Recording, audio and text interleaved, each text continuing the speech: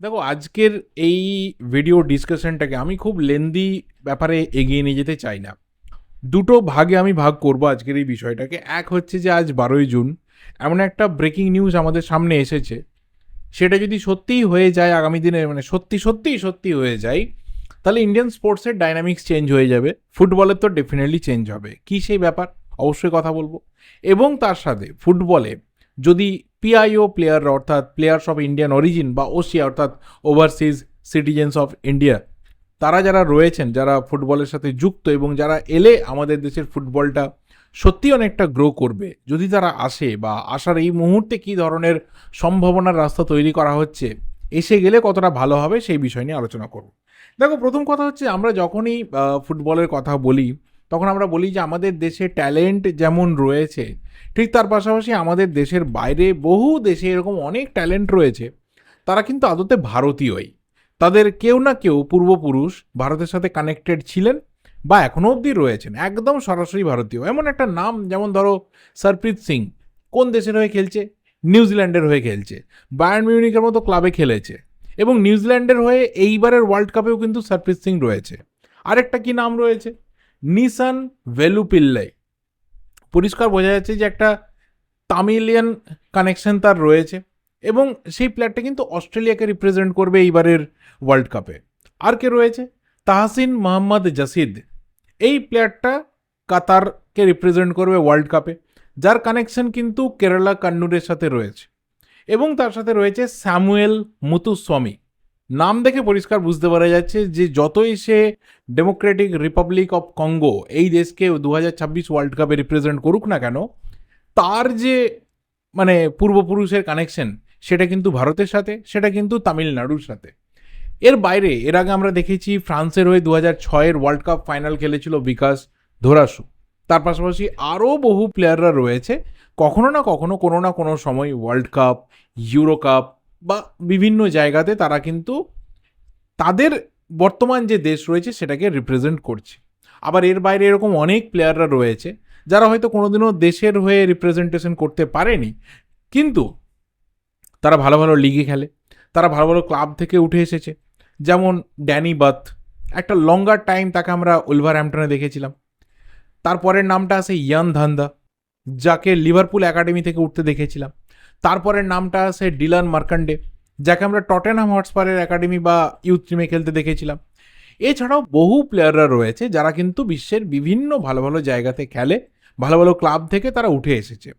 এই প্লেয়াররা যদি আসে আমাদের দেশে, যদি আমাদের দেশে এসে ফুটবলটা খেলে, তাহলে কোথাও কিন্তু আমাদের ফুটবলের যে গ্রোথ এবং অবশ্যই ন্যাশনাল টিমের যে স্ট্রেংথ, সেটা কিন্তু বাড়বে। এবার এই জিনিসটা নিয়ে না বহুদিন ধরে আলোচনা চলছে এবং এআইএফএফ ফাইনালি 25 জনের একটা লিস্টকে শর্ট করেছে, সেটা সমস্ত ক্লাবকেই দিয়েছে এবং ক্লাবগুলোকে বলা হয়েছে যে তোমরা একটু ভাবনা চিন্তা করো, কোথাও প্ল্যানিংয়ের মধ্যে নিয়ে এসো যে এই প্লেয়ারদের মধ্যে কাউকে টিমে নিয়ে আসা যেতে পারে কি না। তাহলে কিন্তু তারা ওসিআই বা পিআইও কোটাতেই খেলবে, অর্থাৎ তাদের জন্য কোনো বিদেশি কোটা হিসাবে সেই কোটাটা থাকবে না। তারা পিআইও কোটাতে খেলে, মানে তুমি 6 জন বিদেশির পাশাপাশি 1, 2, 3 তুমি যেমন নিয়ে আসতে পারবে, তারা কিন্তু এসে খেলতে পারবে, যাতে তারা ভারতীয় ন্যাশনাল টিমের হয়ে খেলার জন্য যদি তাদের ইচ্ছা প্রকাশ করে, তাদের কিন্তু পাসপোর্ট পেতে খুব ইজি হয়ে যাবে।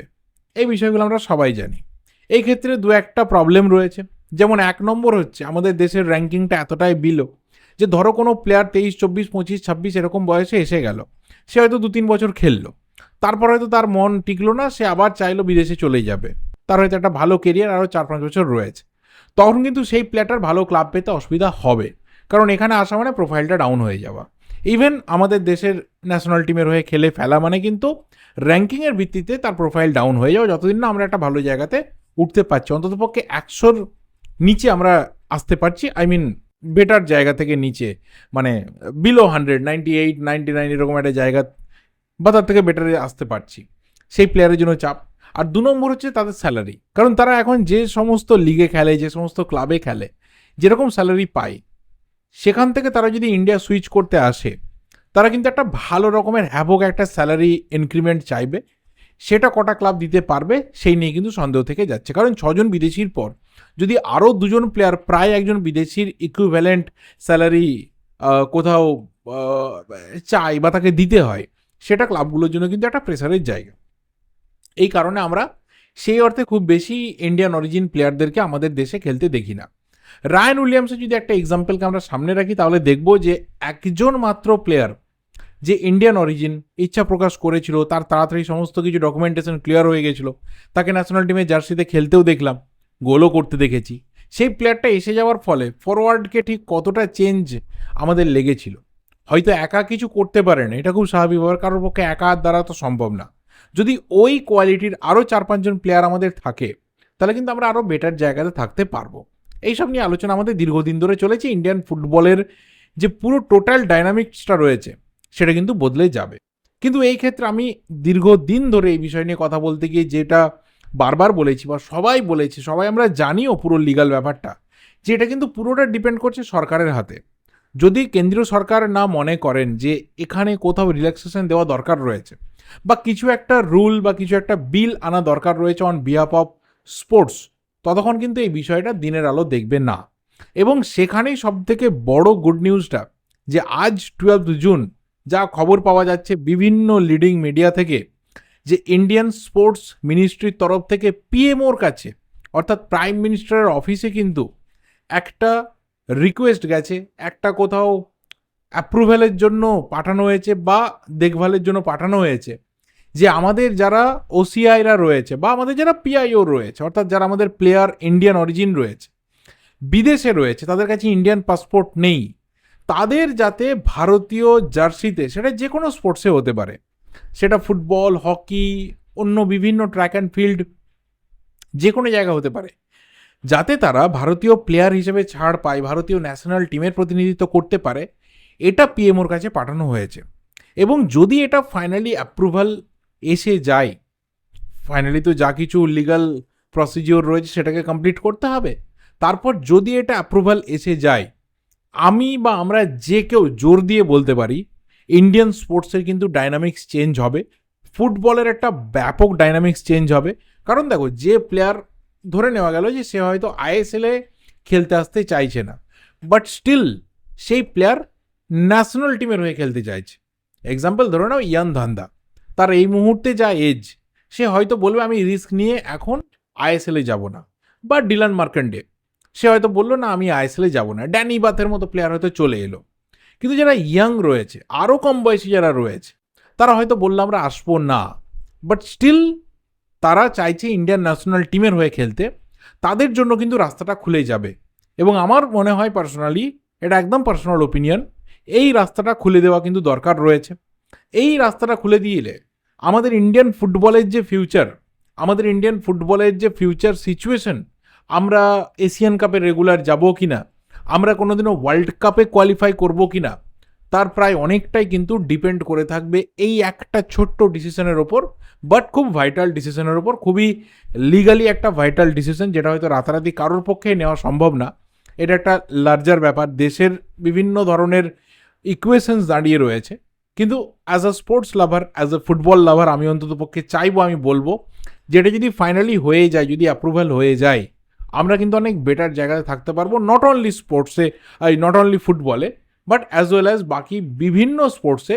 অলিম্পিকে যখন যাব, কমনওয়েলথে যখন যাব, এশিয়ান গেমসে আমরা যখন যাব, আমরা আরও অনেক বেটার জায়গাতে কিন্তু থাকতে পারবো। সেটার জন্য আমার মনে হয় যে সরকার পদক্ষেপ করতে শুরু করেছে। এটা একটা দিনের আলো আমরা হয়তো দেখলেও দেখতে পারি।